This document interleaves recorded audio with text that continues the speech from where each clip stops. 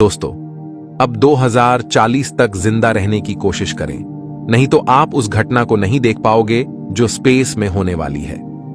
2029 में एफओसी नामक एस्ट्रॉयड पृथ्वी के बिल्कुल नजदीक से गुजरेगा, जिसके पृथ्वी से टकराने की संभावना 2.4% है, क्योंकि पृथ्वी से एस्ट्रॉयड की दूरी सिर्फ 35,000 किलोमीटर होगी। लेकिन इससे पहले 2027 में एक ऐसा सूर्य ग्रहण होगा जिसे पिछले 10,000 वर्षों में कभी नहीं देखा गया, क्योंकि यह 6 मिनट 22 सेकंड का होगा। और 2040 में 432 वर्ष बाद मंगल, बुध, बृहस्पति, शनि और शुक्र सभी ग्रह एक साथ एक ही रेखा में आ जाएंगे, जिसे बिना किसी टेलीस्कोप से भी देखा जा सकेगा। लेकिन 2034 में होने वाली उल्का पिंडों की बरसात, जिससे आप धरती से ही खुली आंखों से देख पाएंगे।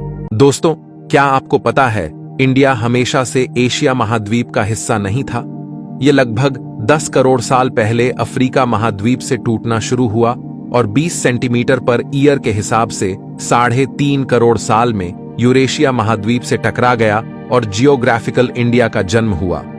यह टकराव इतना पावरफुल था कि इसे दुनिया के सबसे ऊंचे पहाड़ यानी हिमालयन माउंटेन रेंज का निर्माण हुआ।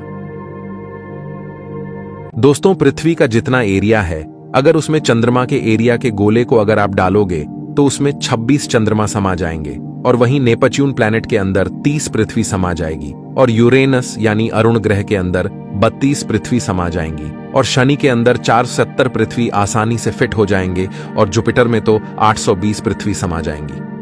कितना बड़ा है जुपिटर, है ना? लेकिन खुद सूर्य के अंदर 600 जुपिटर समा जाएंगे। साइंस रिलेटेड वीडियोस के लिए हमारे साथ जुड़े जरूर। दोस्तों, आप सबको तो पता ही होगा कि हमारे सौरमंडल का सबसे बड़ा ग्रह जुपिटर है। यह इतना बड़ा है कि इसमें 1300 पृथ्वी समा सकती है। लेकिन क्या आपको पता है कि इस ब्रह्मांड में ऐसे भी ग्रह मौजूद है जिनके सामने जुपिटर भी बचा दिखता है, और उन्हीं में से एक ग्रह है जिसका नाम वह 17 भी है। यह ग्रह भी गैस का बना हुआ है, जो जुपिटर से 2 गुना बड़ा है। पर भले ही यह ग्रह जुपिटर से बड़ा है, लेकिन मार्स में यह ग्रह जुपिटर से भी आधा ही है। और यह ग्रह जिस तारे की परिक्रमा करता है वह भी हमारे शनि से काफी बड़ा है। वो सतरीन भी ग्रह अपने तारे का एक चक्कर 3.7 दिन में पूरा करता है। इसको साल 2009 में खोजा गया था, जो पृथ्वी से करीब 1326 लाइट ईयर्स की दूरी पर मौजूद है। और अगर आपको भी ऐसी चीजों में इंटरेस्ट है तो हमारे साथ जुड़े रहे। दोस्तों, बौने ग्रह सेरेस में पृथ्वी के कुल ताजे पानी की तुलना में अधिक ताजा पानी है। सेरेस मंगल और बृहस्पति के बीच क्षुद्र ग्रह बेल्ट में सबसे बड़ी वस्तु है। यह आंतरिक सौर मंडल में स्थित एकमात्र बौना ग्रह है। सेरेस के क्रेटरों में, जिसे ओकुलस कहा जाता है, वहां से बर्फ के सबूत मिले हैं। वैज्ञानिकों का मानना है कि सेरेस के अंदर एक बड़ा महासागर हो सकता है। सेरेस की खोज से पता चलता है कि सौरमंडल में अन्य जगहों पर भी पानी हो सकता है। दोस्तों, आज मैं आपको अंतरिक्ष में होने वाली ऐसी आवाज सुनाने वाला हूं जिसे आपने कभी नहीं सुना होगा। यह है सूर्य की आवाज।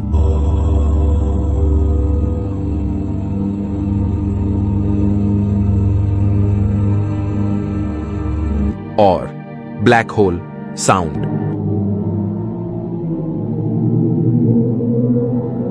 अर्थ साउंड। और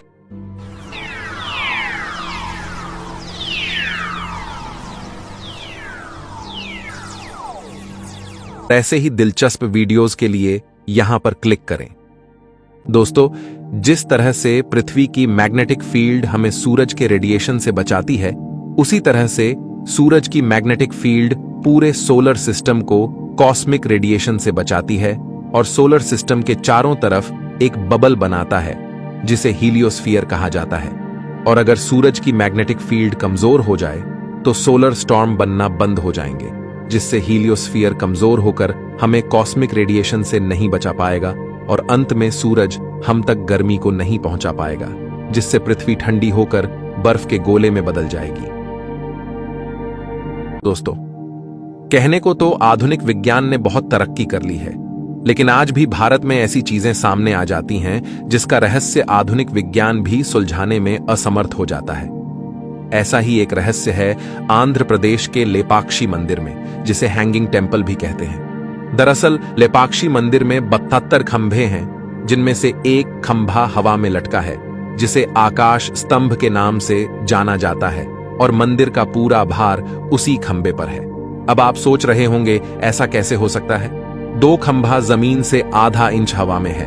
अंग्रेजों के समय से हैंगिंग पिलर का रहस्य जानने की कोशिश की गई, लेकिन सारी कोशिशें बेकार गई। साल 1902 में एक अंग्रेज इंजीनियर हैमिल्टन को इस खंबे का रहस्य पता लगाने के लिए भेजा गया।